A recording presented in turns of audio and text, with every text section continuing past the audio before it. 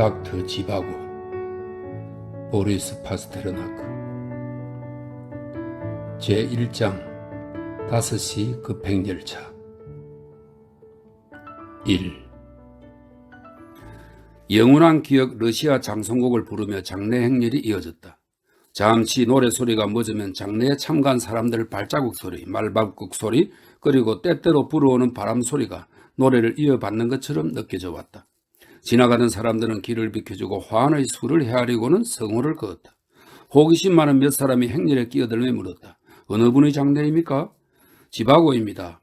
장성곡을 부르던 사람이 대답했다. 그렇군요. 그분이 돌아가셨군요. 아닙니다. 그분이 아니라 마님이십니다. 어쨌거나 그분의 명복을 빕니다. 참 성대한 장례식이군요. 두 번 다시 되돌릴 수 없는 마지막 순간이 찾아왔다. 이 세상과 그 안에 가득한 것이 모두 야훼의 것, 이 땅과 그 위에 사는 것이 모두 야훼의 것. 사제가 성호를 끊는 몸짓을 하면서 마리아 니콜라예브나의 죽음 위에 흙 한 줌을 뿌렸다. 그들은 죽은 의인들의 영혼처럼을 불렀다. 갑자기 부산해졌다. 이들은 관의 뚜껑을 덮고 내 모서리에 못을 박은 뒤 파놓은 구덩이 속으로 조심스레 관을 내렸다. 삼내자루를 던져 넣는 흙이 소리를 내면서 빛처럼 관을 때렸다. 도도록한 흙무덤이 생겼다.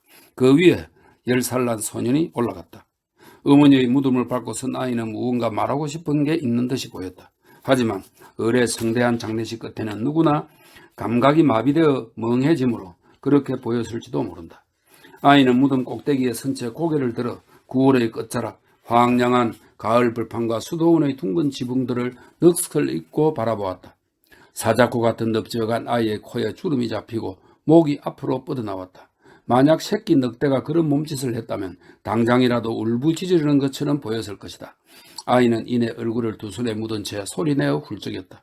아이 쪽으로 흘러온 비구름이 차가운 빗줄기로 아이의 얼굴과 두 손을 채찍처럼 때리기 시작했다. 그때 옷소매에 주름이 잡히고 꽉 끼는 통이 좁은 검은 옷의 남자가 무덤으로 다가왔다.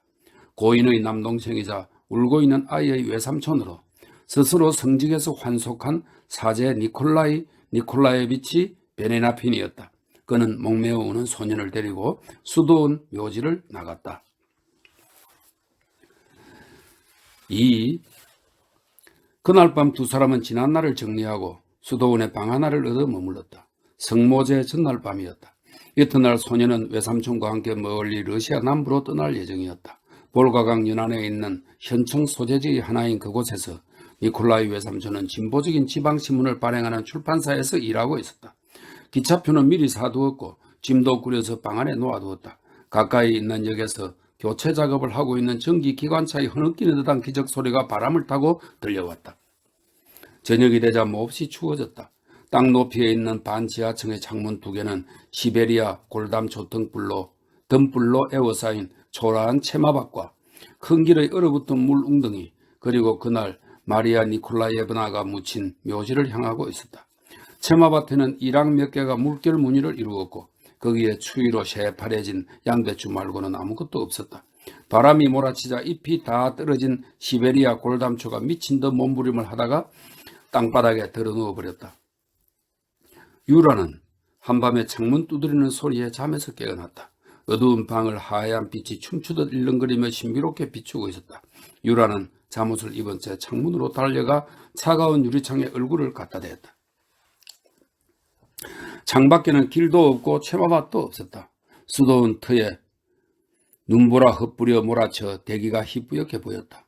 눈보라는 마치 유라를 보기라도 한 것처럼 자신이 얼마나 무서운지 과시하며 소년을 겁주고 있는 것만 같았다.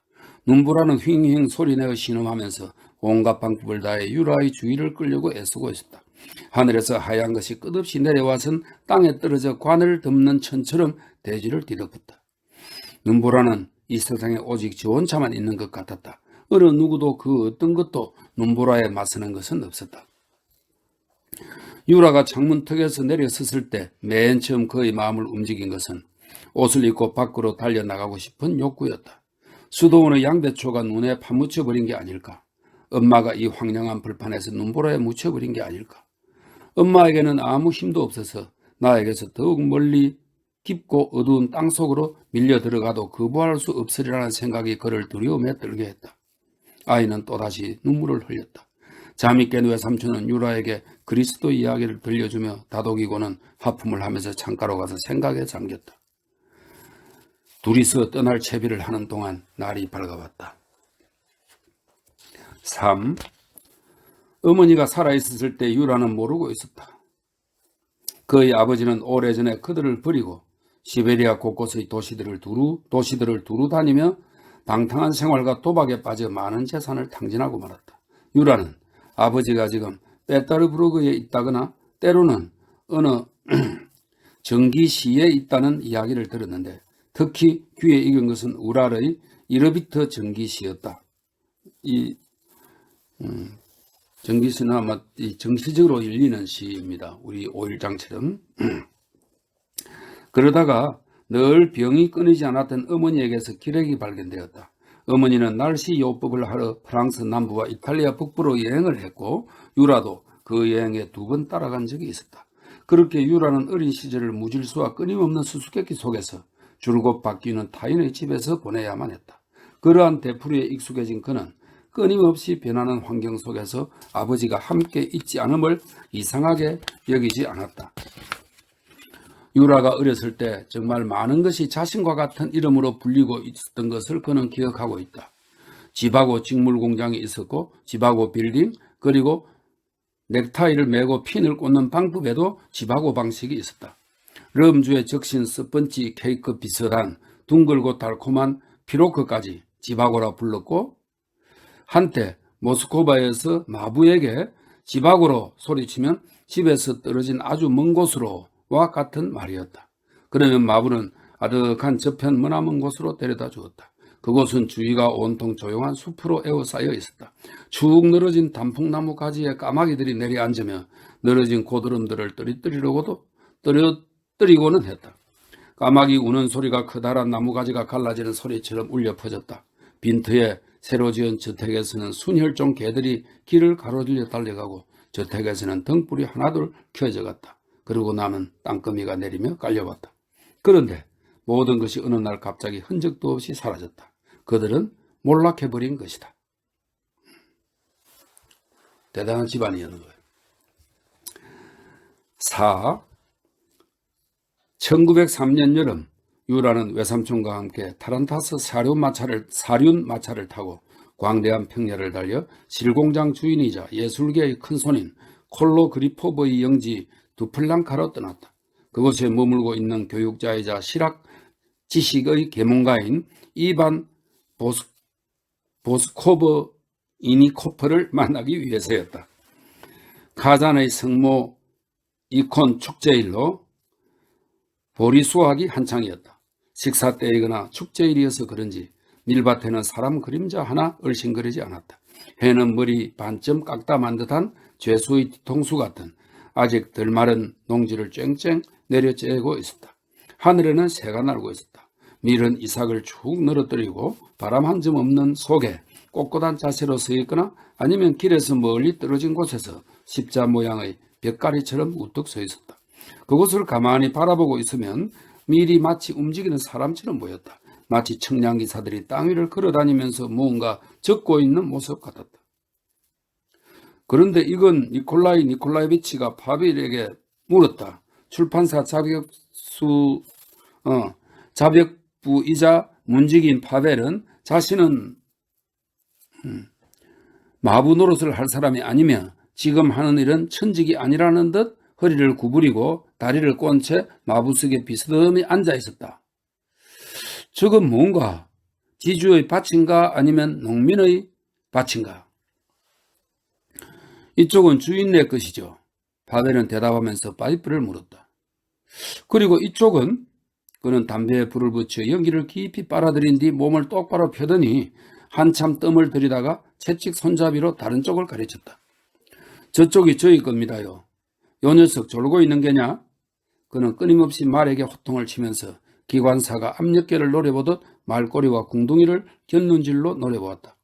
그러나 말은 이 세상의 모든 말과 다름없이 달리고 있었다. 즉 말 셋이 끄는 마차의 가운데 말은 솔직한 성격을 타고나서 정직하게 달리고 있었지만 곁에서 달리는 두 마리는 말을 모르는 사람들에게는 악평이 자자한 형편없는 말이었다.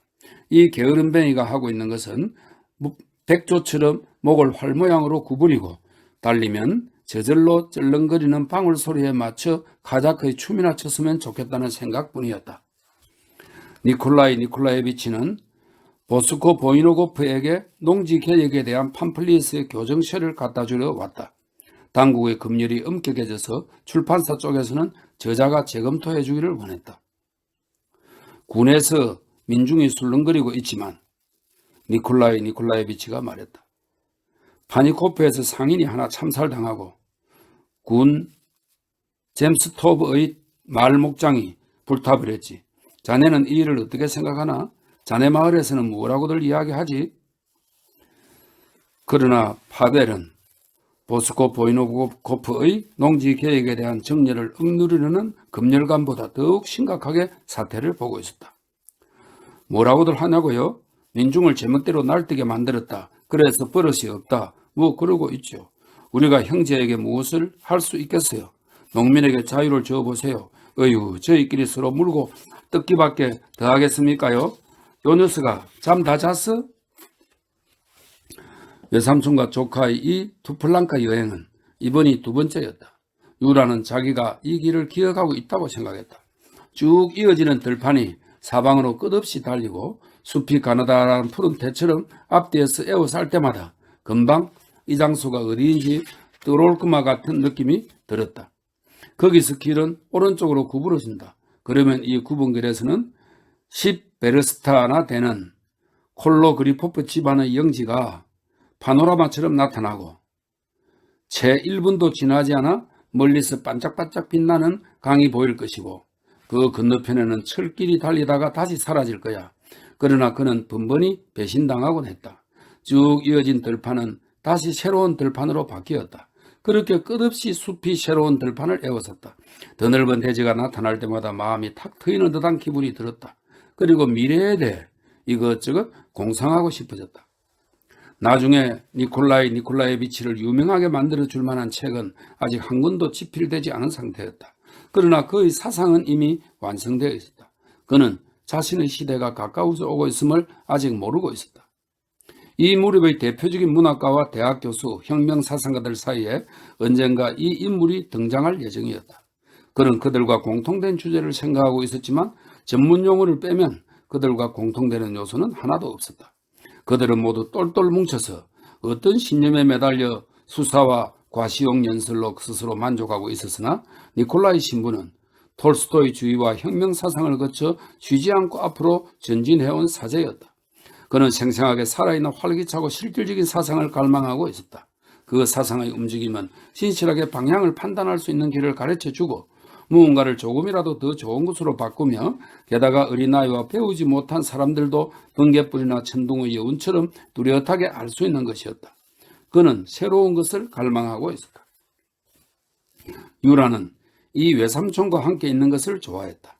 외삼촌은 어머니를 꼭 빼다 박았다. 누이를 닮아 자유롭고 아무리 새로운 것일지라도 편견을 갖지 않는 사람이었다.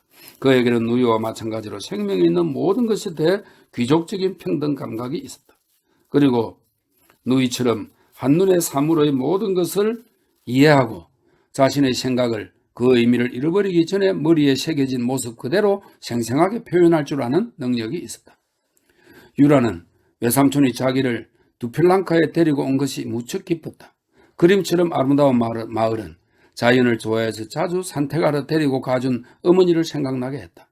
그 밖에 유라는 보스코 보이니고프와 함께 살고 있는 고전중학교 학생 니카 두도로프를 다시 만나기를 기대하고 있었다. 2살쯤 위인 그는 유라를 은근히 무시했다. 인사할 때 그는 악수하는 유라의 손을 아래로 확 잡아당겨서 앞으로 쏠린 머리카락이 이마로 내려와 얼굴을 반쯤 가리곤 했다. 5번째, 착취로 인한 대중의 빈곤화 문제의 긴급한 근본은 니콜라이 니콜라예비치가 정정된 원고를 읽었다. 이 제목이 착취로 인한 대중의 빈곤화 문제의 긴급한 근본은 입니다. 본질이라고 하는 편이 나을 것 같은데 이바노비치가 교정실을 수정했다. 두 사람은 어두컴컴한 테라스에서 일을 하고 있었다. 아무렇게나 나동거려진 물 뿌리개와 정원용 연장들이 보였다. 부서진 의자 등받이에는 비옷이 걸쳐 있다. 한쪽 구석에는 찌너기 말라붙은 넙지용 장화가 목이 꺾인 채로 바닥에 놓여있다. 한편 출생 및 사망을 통계가 보여주는 바로는 니콜라이비치가 낭독을 이어갔다. 해당 연도일을 넣자고 이바노비치가 그렇게 말하고 적어 넣었다. 테라스 안으로 바람이 가볍게 흔들리고 있었다. 조판한 교정실의 책장이 날아가지 않도록 그 위에 대리석 조각을 올려놓았다. 이 일이 끝나자 니콜라이비치는 귀가를 서둘렀다. 소나이가 올 것 같군. 돌아갈 준비를 해야겠어. 무슨 소리, 내가 안 보내줄 거네. 이제부터 차를 마실 거니까. 저녁까지는 무슨 일이 있어도 시내로 돌아가야 해. 그래도 안 돼. 듣기 싫어. 울타리를 친 앞마당으로 사모바를 끓일 때 나는 단내가 흘러와 담배와 헬리오트로프 향기를 지워버렸다. 어떤 식물의 냄새랍니다. 식물 이름이랍니다. 별채에서 짙은 크림과 치즈 케이크 그리고 딸기를 내온 참이었다. 갑자기 파벨이 미역을 감고 말을 시키기 위해 강으로 갔다는 기별이 왔다. 니콜라이비치도 뜻을 굽히지 않을 수 없었다. 차가 준비되는 동안 낭떠러기까지 걸어가서 잠시 벤치에 앉아있다 올까? 이바노비치는 친구로 지내는 덕택으로 부호 콜로그리보프 집안 관리인이 사는 별채의 방 2개를 빌려 쓰고 있었다. 울타리를 친 앞마당에 붙어있는 이 별채는 저택에 오는 마차가 지나다니는 반원형의 오래된 가로수길 뒤편의 황량한 곳에 있었다. 가로수길에는 풀이 제멋대로 자라 있었다. 지금은 쓰레기장으로 쓰이는 골짜기에 흙이나 건재를 나를 때만 이 가로수길을 오갔다. 진보적인 사상을 가졌으며 혁명에 동조하고 있던 백망장자 콜로그리포프는 현재 부인과 함께 외국에서 살고 있고 영지에는 딸 나디아와 리파만이 보호자인 여교사와 하인 몇 명과 함께 살고 있었다. 관리인의 작은 마당과 몇 개의 연못 그리고 풀밭, 안치에 있는 정원 전체 사이에는 검은 볼두와 나무로 빽빽한 산 울타리가 둘러쳐져 있었다. 이바노비치와 니콜라이비치가 이 숲을 바깥쪽을 돌아 걸음을 옮길 때마다 불두와 나무에 우글거리고 있던 참새들이 똑같은 간격으로 눈앞에서 날아올랐다. 참새들이 불두와 숲을 율동적인 제잘 그림으로 가득 채우자 마치 그들 앞에 보이는 산울타리를 따라 빙 둘러진 파이프를 타고 물이 흐르는 것 같았다. 그들은 온실과 정원 사이 집 그리고 무엇에 쓰였는지 알 수 없는 무너진 석조 건물 옆을 지나갔다. 두 사람은 과학과 문학계의 젊은 열기에 대해 이야기를 나누고 있었다. 가끔은 재능 있는 사람들을 만나기도 하지만 니콜라이비치가 말했다. 지금은 온갖 그루빈이 협회니 하는 것이 유행이라네. 그들이 그렇게 무리짓는 것을 좋아하는 건 그것이 재능이 없는 자들의 피난처이기 때문이지. 그것이 솔로비오프에 대한 권위이든 칸트 또는 마르크스에 대한 귀의든지 다 같은 거라네. 오직 개인만이 진리를 추구하고 진리를 그저 적당히 사랑하는 자들과는 어울리지 않는 법이지. 이 세상에 정말 귀의할 만한 대상이 있을까? 그것은 지극히 드물어. 내 생각에는 우리가 귀해야 하는 건 불멸. 그걸 다른 말로 말하면 조금 강화된 삶, 곧 생명이지. 우리는 바로 이 불멸에 귀해야 하네. 그리스도에게 귀해야 한다는 뜻이야. 아, 역시 얼굴을 찡그리는군. 불행한 사람 같으니 자네는 여전히 아무것도 이해하지 못하는군. 글쎄, 이바노비치는 신음했다. 호리호리한 몸에 금발머리, 미꾸라지처럼 빈틈없는 그는 약삭빠르게 보이는 턱수염을 기르고 있어 링컨 시대의 미국인처럼 보였다. 물론 난 침묵하겠네. 자네도 알겠지만 난 완전히 다르게 보고 있어. 그래, 말이 나온 김에 자네가 왜 성직을 그만두었는지 듣고 싶군.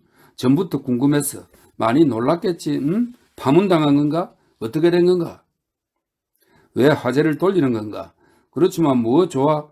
파문당했느냐고? 아니야. 요즘은 파문 같은 건 하지 않아.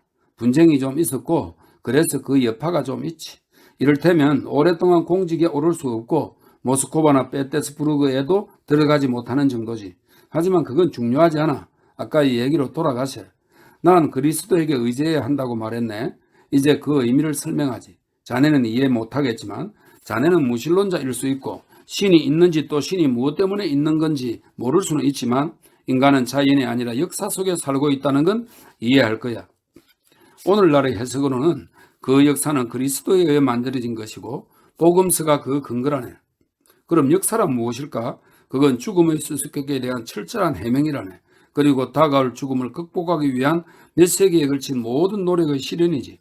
그것을 위해 수학의 무한과 전자파가 발견되었고 그것을 위해 교향곡이 작곡되는 거야.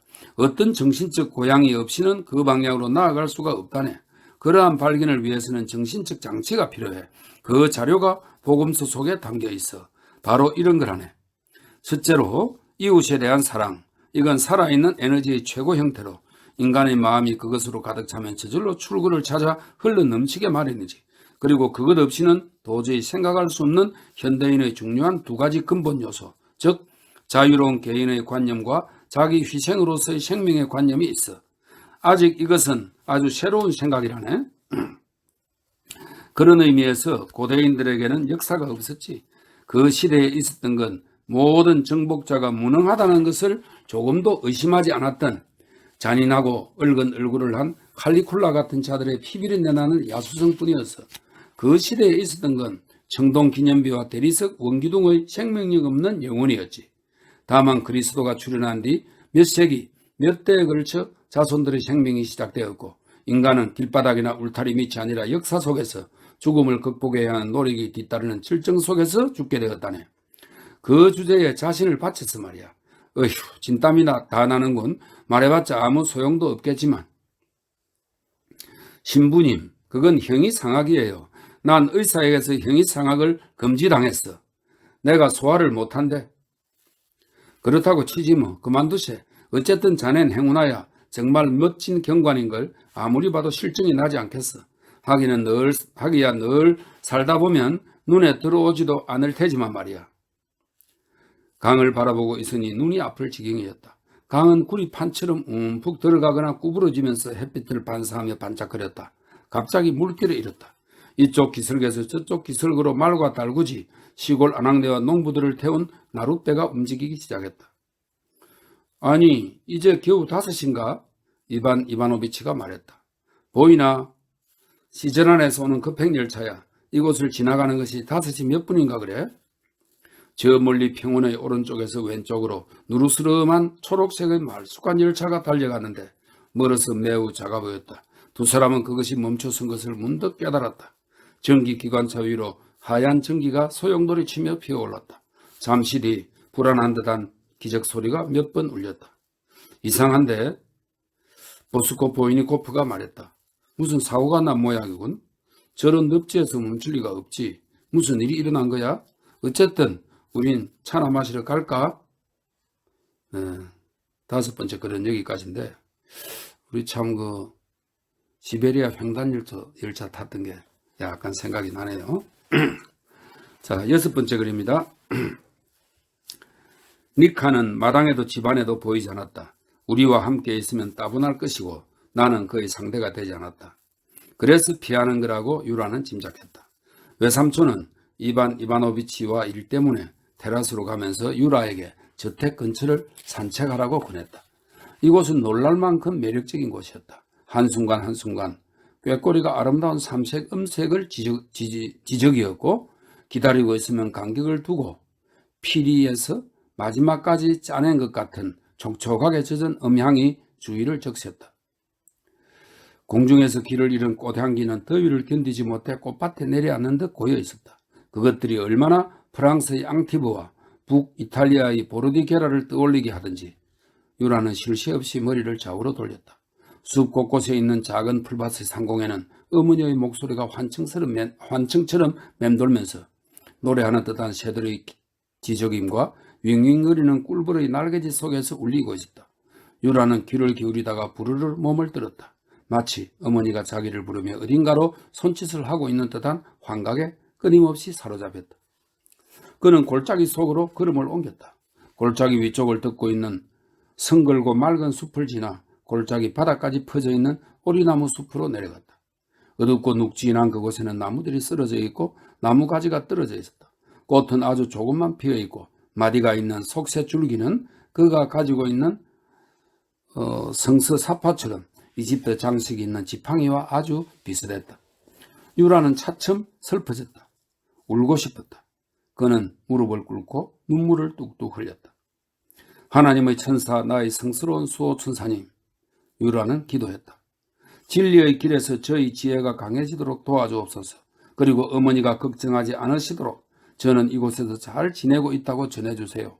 만약 사후세계가 있다면 주님, 어머니를 성인과 의인들의 얼굴이 별처럼 빛나고 있는 천국으로 이끌어주세요. 제 어머니는 훌륭한 분이에요. 죄를 짓지 않은 분이오니 어머니를 불쌍히 여겨주소서. 주님, 어머니가 고통받지 않도록 해주세요. 엄마, 그는 가슴이 찢어지는 듯한 슬픔 속에서 새롭게 성녀의 반열에 오른 사람을 부르듯이 어머니를 부르고는 갑자기 괴로움을 견디지 못해 땅바닥에 쓰러져 정신을 잃고 말았다. 그가 정신을 잃고 쓰러져 있었던 것은 그리 긴 시간은 아니었다. 정신이 들었을 때 골짜기 위에서 부르고 있는 외삼촌의 목소리가 들려왔다. 대답한 그는 서둘러 골짜기로 올라갔다.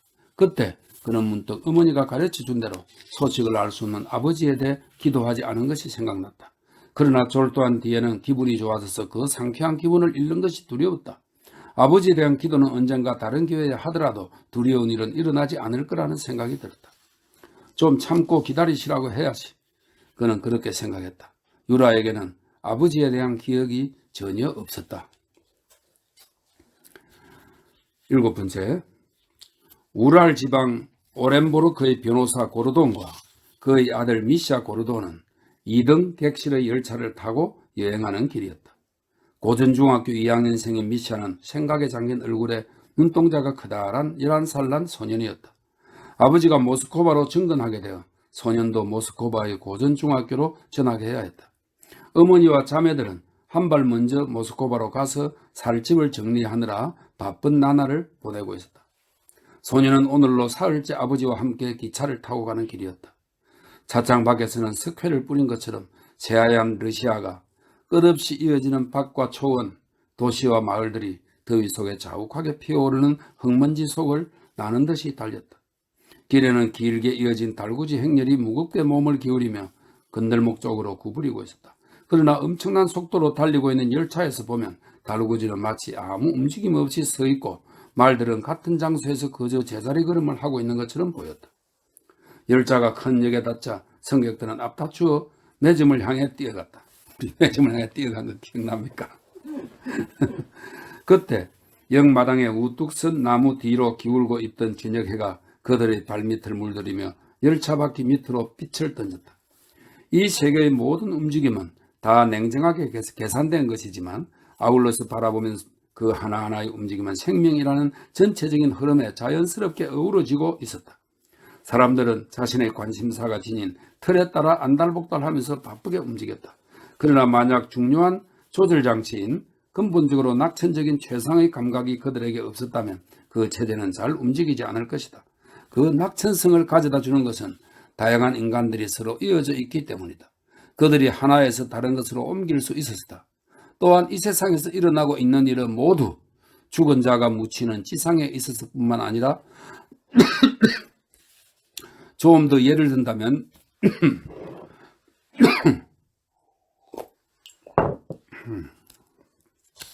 어떤 사람들은 하나님의 왕국이라 부르고 다른 사람들은 역사라 부르며 또 다른 사람들은 다른 이름으로 부르는 그런 것들 속에서 어우러지고 있다는 것에 대한 행복감이 있었다. 소녀는 이러한 행동 규범에서 벗어난 불행하고 우울한 예외였다. 궁극적으로 그에게 남겨진 원동력은 불안감이었고 낙천적인 감각은 그를 안심시키거나 고상하게 해주지 않았다. 그는 자신의 내면에 있는 이 유전적 특질을 알고 그 다양한 특징을 깊은 의심과 병적인 조심성으로 알아내고 있었다. 그 유전적 특질은 그를 슬프게 했고 그 특징들이 그에게 굴욕감을 주었다. 서리 들고부터 그는 팔다리도 똑같이 생기고 공통된 언어와 습관을 지니고 있는데도 소수에게만 사랑받고 대부분의 사람들에게는 사랑받지 못하는 존재가 있다는 것에 놀랐다. 남들보다 못한 처지, 아무리 노력해서 고치려 해도 안 되는 처지가 있다는 게 그는 도무지 이해할 수가 없었다. 유대인이라는 것은 무엇을 의미하는 것일까? 유대인은 무엇을 위해 존재하는가? 슬픔 말고는 아무것도 가져다 주지 않는 이 무기 없는 도전은 무엇으로 보상받고 또 정당화될 수 있을까? 아버지에게 그 해답을 구하자 그건 너희 출발점이 잘못된 것이다. 그렇게 생각해서는 안 된다고 말했다. 그러나 그렇다고 해서 그 대신 깊은 뜻이 담긴 말로 미시아를 매료해 그 피할 수 없는 것 앞에 말없이 따르게 할 어떠한 것을 제시하지도 못했다. 그리하여 미시아는 아버지와 어머니는 채찍 두고라도 다 먹지도 못할 만큼 죽을 끓이듯 스스로 어려운 일을 만드는 어른들을 차츰 경멸하기 시작했다. 자기가 어른이 되면 그 모든 문제를 해명할 수 있을 거라고 그는 확신했다. 방금 그 미치광이가 승강으로 뛰어나갔을 때 미시아의 아버지가 쫓아간 것은 잘못된 행동이었다고, 또 사내가 그리고리 오시포비치를 있는 힘껏 뿌리치고 마치 잠수할 때 수영장 다이빙대에서 뛰어내리듯이 전 속력으로 달리는 열차에서 길가 뚝을 향해 머리부터 몸을 던졌을 때 열차를 멈춘 것은 쓸데없는 짓이었다고 탓할 사람은 아무도 없었을 것이다. 그러나 긴급 브레이크의 손잡이를 돌린 사람은 다름 아닌 그레고리 오시포비치였고, 그 두 사람 때문에 이렇게 열차가 이해할 수 없을 만큼 오래 멈추게 된 것은 사실이었다. 그 이유를 정확하게 아는 사람은 아무도 없었다. 갑자기 차가 멈춘 원인을 어떤 사람은 공기 브레이크의 고장 때문이라고 했고, 또 어떤 사람은 열차가 몹시 가파른 언덕에 접어들어 기관차 가속도를 내지 않고는 올라갈 수 없었다고 말했다. 그리고 세 번째 의견은 유명인이 스스로 목숨을 끊었는데 함께 열차에 타고 있던 그의 변호사가 조서를 작성하기 위해 가장 가까운 콜로그리포프카 역에서 이 표현을 불렀기 때문이라는 것이었다. 그래서 기관사 조수가 전화를 걸기 위해 전선주에 기어올라 갔고 벌써 수동차가 떠났을 거라고 했다. 냄새를 없애려고 차 안에 화장수를 뿌리기는 했지만 역한 화장실 냄새는 사라지지 않았고 찌든 기름 냄새와 더불어 썩은 듯한 닭튀김 냄새까지 나고 있었다. 베테르부르크에서 온 머리가 하얗게 센 부인들은 전기기관차와 석탄체가 기름진 화장에 뒤덮여 모두 마치 암갈색 얼굴빛 여자 집시 같았다. 그녀들은 여전히 차 안에서 분을 두드리고 손수건으로 손바닥을 닦으며 세된 목소리로 수다를 떨고 있었다. 그녀들이 양 어깨를 케이프로 감싸고 좁은 복도에서 아양을 떨며 미시아의 객실 옆을 지나가는데 그 입술 모양을 보면 여자들은 정말 예민하죠. 우린 특별하거든요. 인텔리라고요. 이런 일은 도저히 견딜 수가 없어요. 이렇게 말하는 것 같았다. 자살자의 시체는 철도 길 옆 풀밭에 뉘어져 있었다. 이마와 감고 있는 눈두덩이 위로 선을 그은 듯 검게 말라붙은 피가 얼굴에 십자로 그어져 있었다. 피는 그의 몸에서 나온 것이 아니라 마치 진흙이 튀었거나 아니면 마른 자작나무 잎이 들러붙은 것처럼 보였다. 사람들이 호기심과 동정에 끌려 시체 가까이 다가갔다가 흩어져 갔다. 죽은 사람의 친한 친구이자 동행자였던 뚱뚱하고 그만한 변호사, 흠뻑 땀에 젖은 서처를 입은 순혈종 동물이 언짢은 얼굴로 서 있었다. 그는 더위에 지쳐 들고 있던 모자로 쉴 새 없이 부채질을 해댔다. 사람들의 질문에 그는 어깨를 으쓱하고는 고개도 돌리지 않은 채 무뚝뚝하게 대답했다. 알코올 중독입니다. 모르시겠습니까? 알코올 중독 환자의 흔한 마지막 모습이지요. 시체 곁으로 모직 원피스를 입고 머리에 두건을 쓴 앙상한 몸매의 여인이 두세 번 다가왔다. 아들 둘이 모두 기관사로 있는 과부 키베르지나 할멈이었다. 두 며느리를 데리고 직원용 무임차표로 3등 칸을 타고 있었다. 두건을 깊숙이 내려서 며느리들은 여자 수도 원장을 따라가는 두 수녀 같았다. 그녀들의 모습은 사람들에게 존경심을 불러일으켰다. 그녀들이 지나가자 사람들은 물러서며 길을 터주었다. 티베르지나의 남편은 어느 철도 사고의 대참사에서 불에 타 죽었다. 그녀는 사람들 어깨너머로 죽은 사람을 보려고 시체에서 몇 걸음 떨어진 곳에 멈췄었다. 그리고 남편의 죽음과 비교라도 하듯 몇 번이나 한숨을 내쉬었다. 다 운명이지. 그녀는 그렇게 말하는 것 같았다. 물론 하나님의 뜻이겠지만 아무리 그렇다 해도 왜 그런 생각을 했을까? 부자로 살던 사람이 미쳐서 죽다니. 열차의 모든 승객은 잇따라 시체 곁으로 다가갔다가는 객실을 비운 사이 도둑이라도 맞을까봐 걱정되어 서둘러 제자리로 돌아갔다. 사람들은 기차에서 뛰어내려 뻣뻣해진 팔다리를 주무르거나 꽃을 따거나 가볍게 다리를 푸는 동작을 하면서 모두 같은 것을 느끼고 있었다. 그것은 기차가 갑자기 멈추지 않았더라면 군데군데 야트막한 언덕이 있는 이곳의 풀밭과 더 넓은 강, 건너편 높은 기슭에 보이는 교회당이 있는 아름다운 건물도 이 세상에 없는 것이나 마찬가지였을 텐데 하는 감동이었다. 해조차 이 장소의 소유물 같았다. 마치 가까운 곳에서 풀을 뜯던 암소 한 마리가 사람들 곁으로 다가올 때처럼 해가 슬금슬금 다가와서 내려앉듯 철로 옆 풍경을 비스듬히 비추고 있었다. 이 사건에 충격을 받은 미샤는 처음에는 놀라움과 연민으로 울음을 터뜨렸다. 긴 기차 여행 동안 자살한 사람은 여러 번 미샤의 객실에 들러 미샤의 아버지와 몇 시간이나 이야기를 나누곤 했다. 이제는 정신적으로 완전히 안정되어 현실적인 문제도 이해할 수 있게 되었다고 말한 그는 여러 가지 복잡한 법률 문제와 어음과 정려정서, 파상과 어음 위조에 관한 소송 문제에 대해 그리고리오 시포비치에게 이런저런 질문을 던지기도 했다. 아, 그렇게 되는 거였군요. 그는 고르돈의 설명을 듣고 놀라는 신용을 했다. 선생의 설명을 들으니 너그러운 법령 해석에 희망이 생기는군요. 제 변호사는 다른 견해를 가지고 있어요. 그는 이 문제를 훨씬 비관적으로 보고 있지요. 이 신경질적인 인물의 기분이 안정될 때마다 그의 법률 고문이자 동행자가 1등 객실에서 쫓아와서는 샴페인을 마시자며 그를 식당차로 끌고 갔다. 그 사람은 건장한 몸짓에 깔끔하게 면도를 하고 옷을 잘 차려입은 뻔뻔스러운 변호사였다. 그 변호사는 지금 이 세상에서 일어나는 어떤 일에도 놀라지 않는 태연한 태도로 시체를 내려다보며 서 있었다. 어떤 의미에서 고객의 끊임없는 신경과민은 그에게 오히려 유리했을 거라는 느낌을 지울 수가 없었다. 아버지의 얘기로는 이름난 부자인 그 사람은 선량하지만 이미 책임 능력이 거의 없는 방탕하였다. 그는 미샤가 옆에 있어도 개의치 않고 미샤와 나이가 같은 아들과 죽은 아내에 대해 이야기한 뒤 역시 헤어진 두 번째 가족에 대해서도 이야기했다. 그때 그는 무언가 새로운 사실이 생각났는지 갑자기 얼굴이 하얗게 질려 어수선하게 짓거리더니 이성을 잃었다. 그는 미샤에게 이상할 만큼 친절을 베풀었는데 그것은 아마도 미샤에게 자기 아들을 투영한 결과였으리라. 그는 미샤에게 끊임없이 선물을 주었다. 그래서 그는 기차가 큰 역에 닿을 때마다 책 진열대가 있고 장난감과 지역 특산물을 팔고 있는 1등차 대합실로 가곤 했다. 그는 쉴 새 없이 술을 마시고 있었고 이미 석 달째 잠시라도 술이 깨면 정상적인 사람은 상상도 할 수 없는 지옥 같은 고통에 시달린다고 호소했다.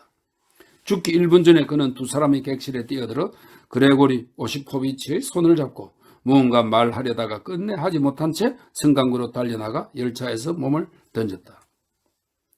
미샤는 우랄의 광석 세트가 담긴 작은 나무 상자를 가만히 바라보았다. 그것은 죽은 사람의 마지막 선물이었다. 갑자기 주위의 모든 것이 움직이기 시작했다. 다른 선로를 통해 수동차가 열차 쪽으로 다가왔다. 휘장을 단 제모를 쓴 예심판사, 의사, 순경 두 사람이 수동차에서 뛰어내렸다. 차갑고 사무적인 목소리가 들려왔다. 질문을 던지고 대답을 들었다. 차장들과 순경이 죽음을 철뚝 위로 옮기기 위해 끊임없이 모래 위에 미끄러지고 엎어지면서 겨우 끌고 갔다. 한 아낙네가 큰 소리로 울음을 터뜨렸다. 모두 열차로 돌아가려는 안내가 있었고 기적이 울렸다. 열차는 다시 움직이기 시작했다. 또 등장기름, 유라의 별명이랍니다. 또 등장기름이 왔나봐. 니카는 심술궂게 방 안을 이리저리 뛰어다녔다. 손님들의 목소리가 가까워졌다. 물러날 수는 없다. 침실에는 침대가 2개 있었다. 보스코 보이노고프와 즉 니카의 침대였다. 더 생각할 것도 없이 니카는 자기 침대 밑으로 기어들었다. 그는 다른 방에서 자기 이름을 부르는 소리를 듣고 있었다. 그들이 이내 침실로 들어왔다. 이제 어떡한다? 베레나핀이 말했다. 유라, 가거라. 틀림없이 금방 친구를 찾게 될 테니까. 그러면 둘이서 놀려무나? 그들이 페테르부르크와 모스크바에서 일어난 대학의 소요 사태에 대해 얘기하는 동안 니카는 어리석고 굴욕적인 매복 상태에서 20분이나 갇혀 있어야 했다. 이었고 그들은 테라스로 나갔다. 니카는 몰래 창문을 열고 밖으로 뛰어내려 정원으로 달아났다. 니카는 오늘 기분이 그리 좋지 않았다. 간밤에는 잠을 잘 자지 못했다. 14살인 그는 더 이상 어린이로 있는 것에 실증이 났다. 그는 밤새도록 뜬 눈으로 있다가 새벽에 별채를 빠져나왔다. 해가 떠올랐고 이슬에 젖은 나무의 길게 휘어진 그림자가 정원의 바닥을 뒤덮었다. 그 그림자는 검은색이 아니라 흠뻑 젖은 펠트처럼 어두운 잿빛이었다. 소녀의 손가락처럼 길고 희미한 불빛을 띤 대지, 그 위를 덮은 축축한 그림자에서 피어오르는 향기로운 아침 내음이 머리를 몽롱하게 만들었다. 갑자기 풀잎의 이슬방울 같은 은빛을 띤 가느다란 물줄기가 그에게서 몇 걸음 떨어진 곳에서 흘러가기 시작했다. 그 물줄기는 계속 흘러갔지만 흙은 그것을 빨아들이지 않았다. 그러다가 갑자기 빠르게 움직이면서 옆으로 구부러져 숨어버렸다. 그것은 율목이었다. 율목이는 뱀의 일종이랍니다. 니카는 몸을 부르르 떨었다. 니카는 특이한 소년이었다. 흥분하면 큰 소리로 혼자 말을 했다. 그는 고상한 화제와 역사를 좋아하는 어머니를 닮은 아이였다. 이 세상은 정말 멋진 곳이야, 니카는 생각했다. 하지만 어째서 늘 이토록 괴로운 거지? 신은 물론 있어. 그런데 신이 있다면 그 신은 바로 나야. 봐, 지금 난 사시나무에게 명령하겠어. 그는 온몸을 밑둥에서 우듬지 끝까지 가늘게 떨고 있는 사시나무를 바라보면서 생각했다. 반짝이는 젖은 잎은 마치 함석으로 만든 것 같았다. 자, 내가 명령한다. 니카는 지나친 열정에 사로잡혀 소리내어 외칠 수는 없지만 자신의 몸과 마음을 다 모아서 멈춰! 하고 말하며 자신의 뜻대로 되기를 간절히 바랐다. 그러자 사시나무는 어느새 조용하게 멈추더니 움직이지 않았다. 니카는 너무 기뻐 소리내 웃으면서 미역을 까물어 강을 향해 전속력으로 달려갔다. 그의 아버지인 데멘티 두도로프는 교수형을 선고받았지만 황제의 특사로 감형되어 유영 중이었다. 어머니는 그르지와 에리스토프 공작 집안의 딸이었다. 자유분방한 성격의 아주 젊은 미녀로 끊임없이 무슨 반란이나 반역자, 과격한 혁명이론, 유명한 예술가 같은 가난한 실패자들에게 마음을 쏟아붓고 있었다. 어머니는 아들 니카를 무척 사랑해 그의 이노켄티라는 이름에서 이노체크니 노체니카 같은 그의 어리석고 사랑스러운 별명을 많이 만들고는 그를 친척들에게 자랑하기 위해 티플리스에 데리고 갔다. 거기서 그가 가장 놀란 것은 두 사람이 머문 집 앞마당에서 사방으로 가지를 뻗고 있는 나무를 보았을 때였다. 그것은 괴상하게 생긴 열대 금옥이었다. 그 금옥은 코끼리 귀처럼 생긴 잎으로 타느듯한 남극의 하늘로부터 마당을 보호해주고 있었다. 그 나무가 동물이 아니라 식물이라는 사실에 그는 좀처럼 익숙해질 수가 없었다. 소년이 아버지의 성을 잇는 건 위험한 일이었다. 이반 이바노비치는 소년의 어머니에게 허락을 받아 니카가 어머니 쪽 성을 쓸 수 있도록 황제에게 청원할 생각이었다. 그는 이 세상의 모든 것에 대해 분노를 느끼며 침대 밑에 숨어 있었을 때 특히 그 일에 대해서도 생각하고 있었다. 이렇게 쓸데없는 참견을 하는 보스코 보이니코프라는 사람이 도대체 누구야? 어디 두고 봐라. 게다가 그 여자애 나디아 15살밖에 안 되었으면서 금방지게 날 어린애 취급할 권리가 어디 있다고. 내가 곧 혼쭐을 내주고 말 테야. 난 그 애를 미워해. 죽여주겠어. 보트를 타자고 해서 물속에 빠뜨릴 거야. 니카는 몇 번이고 혼자 말을 중얼거렸다. 엄마도 그래. 이곳을 떠나면서 나와 보스코 보이니코프를 속였겠다. 카프카스에 가긴 뭘 가.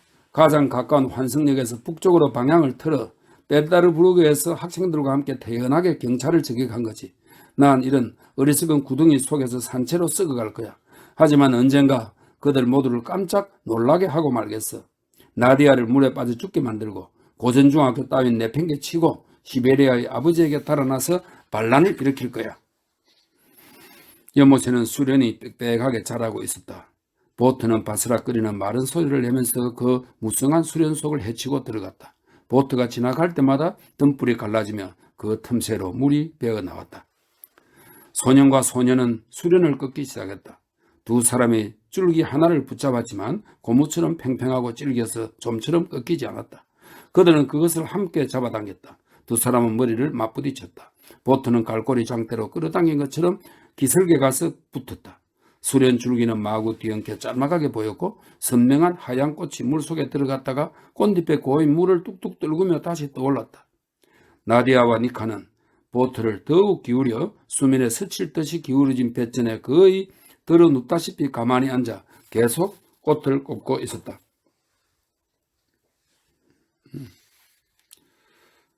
계속 꽃을 꺾었다. 공부는 지겨워. 니카가 말했다. 이제 인생을 시작할 때야. 세상에 나가 일을 해서 돈을 벌 때라고. 난 너에게 2차 방정식에 대해 물어보려고 했는데 난 대수가 약해. 하마터면 또다시 시험을 치를 뻔했어. 니카는 이 말에서 뭔가 빈정거림을 느꼈다. 말할 것도 없이 그녀는 그가 아직 어린아이라는 것을 깨닫게 해 분수를 알게 하려는 거였다. 2차 방정식이라고? 하지만 두 사람은 아직 대수의 냄새도 참지 못했다. 그는 자존심이 상했지만 드러내지 않고 일부러 무심한 듯 물었다. 어른이 되면 넌 누구한테 시집갈 거야? 그러나 그는 곧 자신이 얼마나 어리석은 질문을 했는지 깨달았다. 그건 아직 먼 미래의 일이야. 아마 누구하고도 결혼하지 않을 걸. 생각도 해본 적 없어. 내가 그 일에 관심이 있을 거라고 생각하지는 마. 그럼 왜 묻는 건데? 넌 바보로구나.